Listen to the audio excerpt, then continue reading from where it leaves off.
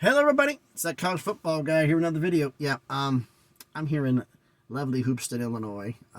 Just delivered my load, Danville, up the road and picked up a trailer. Got to take my 30-minute break, and then I'm going to be on my way. So basically by the time I get done with this video, drop the clipboard, turn on the engine, and turn and burn, heading home.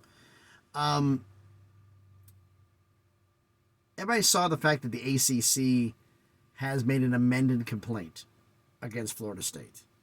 A couple of the ones on there caught my attention, and I was like, okay, you want to ban Florida State from ever voting again because they dared to challenge you on the grant of rights. Good luck getting that enforced. No judge is going to agree to that.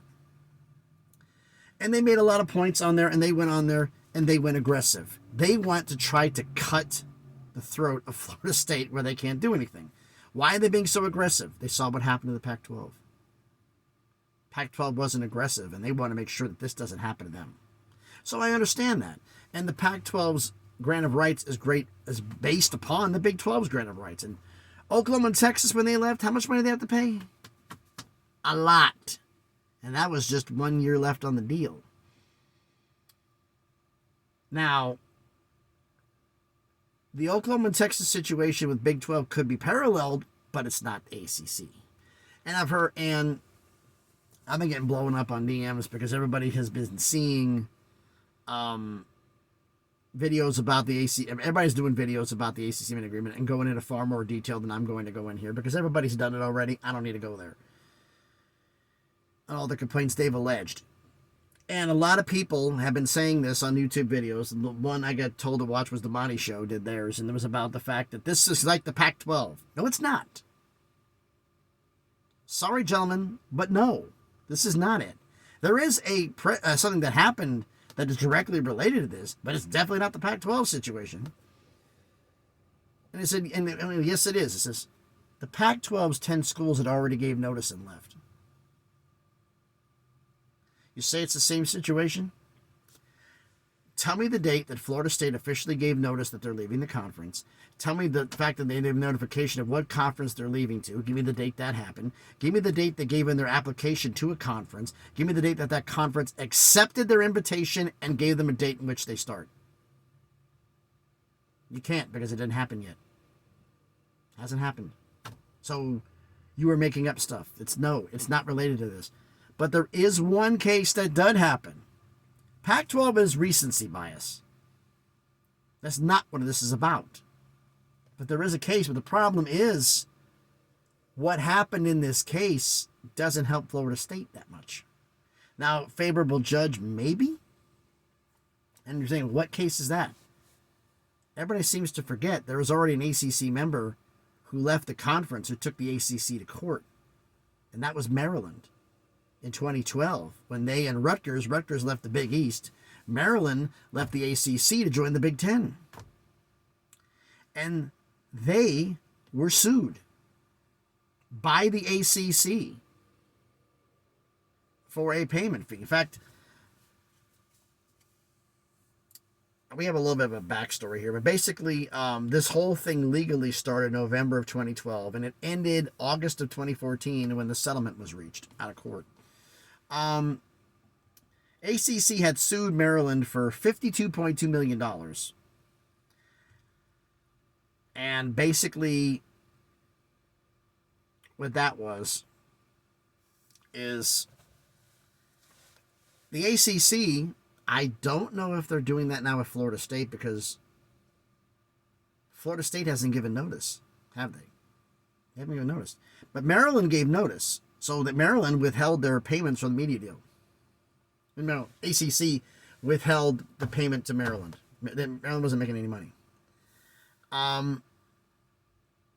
They were trying to figure out a way to get around this, try to work on deals. Nothing was happening.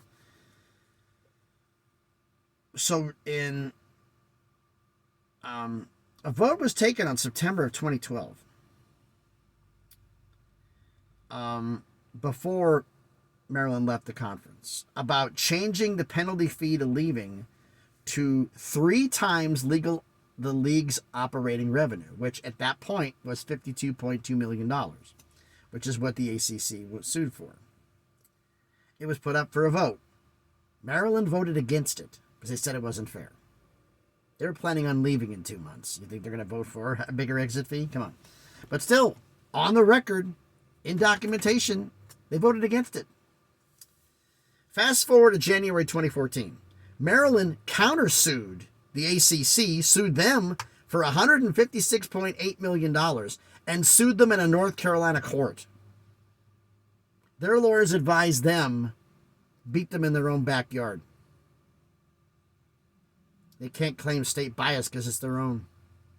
We own them. We got them. Taken in their own court, they have no place to appeal to.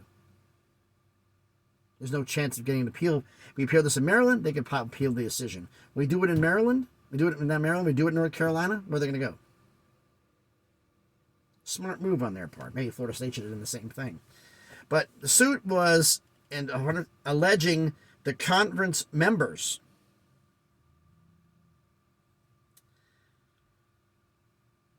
and the conference to an extent violated their own rules. Conference members violated their own rules by saying voting for the exit, agreeing to the exit fee, because under the conference's rules, if I can get to this point here, that Maryland also, I'm doing this note here, you got to hear from several news stories.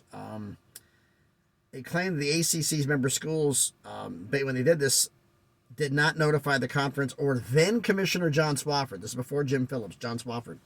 Because the fact was, the policy change was, and they alleging the members too, because they had to go after the members as well, because they were still in the conference. It's basically the ACC. But basically that the conference, you have to give a pre-vote review and a notice of proposed change. Neither of which happened. Policies you're supposed to do by the deal, you didn't do. Strike one. Took monies out of there for the conference. Immediately when Maryland gave notification that they were leaving the conference, the ACC withheld money. Immediately.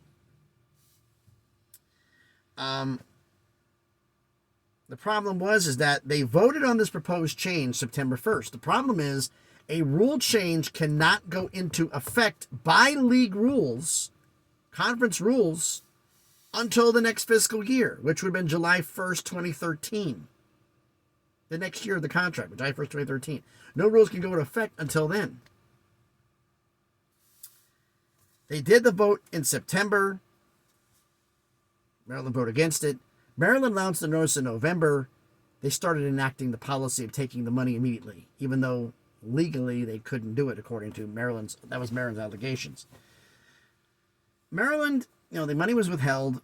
They sent their application into the Big Ten. The Big Ten formally accepted it, and then they sent a second official notice of termination to go to the Big Ten. The notice of departure, officially leaving the conference to go to the Big Ten, early June 2013, still before the July 1st date. So they started going to court. I'm not sure if it was a judge, presumably it was, or attorneys that basically said the fact that you're going to lose. The ACC, they voted against this. You didn't follow your own rules. You didn't follow your own policies. You broke everything to get money out of them. So therefore, you're going to lose this. You're going to have to settle. Now, the settling was this. When August 2014 happened, they had still been garnishing payments away from Maryland the entire time. They had not been paying them their media money. When the settlement was reached, they told them, okay, you're done paying. 60%, you're done. They didn't garnish it anymore. They told them they could leave. That was it.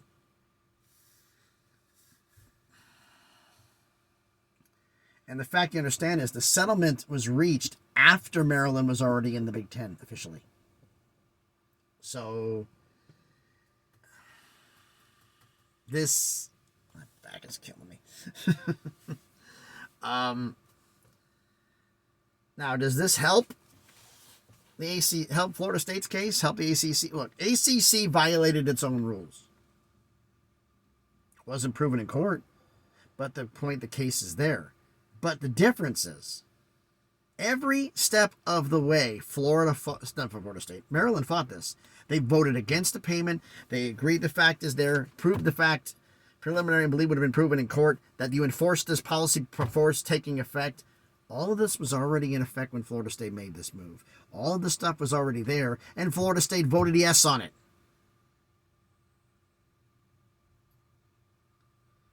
Now, does this help Florida State's case? No. Is ACC going to get everything they want? No. This is just back and forth to get as a smoke screen to work on a negotiated settlement.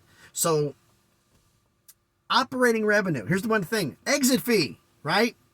Penalty fee for the media deal. There wasn't one. Maryland didn't pay that. They paid 60% of what the 3 times fee would be. That's all they paid.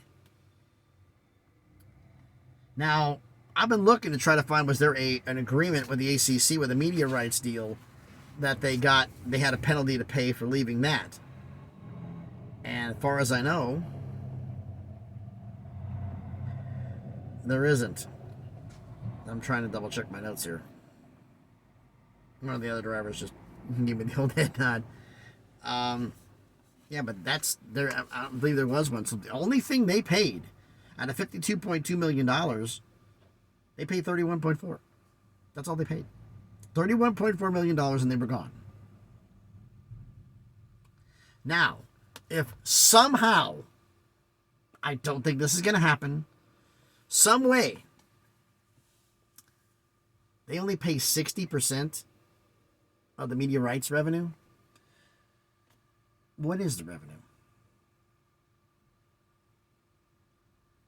What, 100, it's like, what 3 times the amount? What, $190 million? $180 million, something like that? 60% of that. Less than $120 million. There's your buyout. Problem is, you got to reach this, you got to get this going. All of the advantages Maryland got on this was because the ACC screwed up. They shot themselves in the foot on multiple occasions. I don't think the ACC shot themselves in the foot. But if you want to do this, I mean, there's stories by USA Today, Sports Illustrated, ESPN about Maryland's departure and how much they paid for exit fees. Follow it, look up those stories, make the judgment yourself. But could this be used as precedent in a way against the ACC? Yeah, because it is a judgment. In a sense, it's a settlement. You settled for this in this case. It's on the record. So it could be used against the ACC. But we got a long way to go before we get there. Because the fact is, this whole thing took almost 2 years. From the time, this is with everything in Maryland's favor. You can see, I told you, it still took almost 2 years to get it done. So, you think it's going to get done sooner than that? I don't think so. So basically, we're talking 2025 at the earliest, summer of 2025. Most likely. Whew, boy, we got some work ahead of us. But don't you let me know what your thoughts about everything down in the comments. So thanks everybody for watching the video. If you haven't done it already, please do me a favor. Smash the like button, hit the thumbs up. It helps the algorithm, helps me to see more people comment on the video. I love interacting with everybody. Had some great comments over the months here recently. Share the video if you like to, and if you haven't done it already, do me a favor.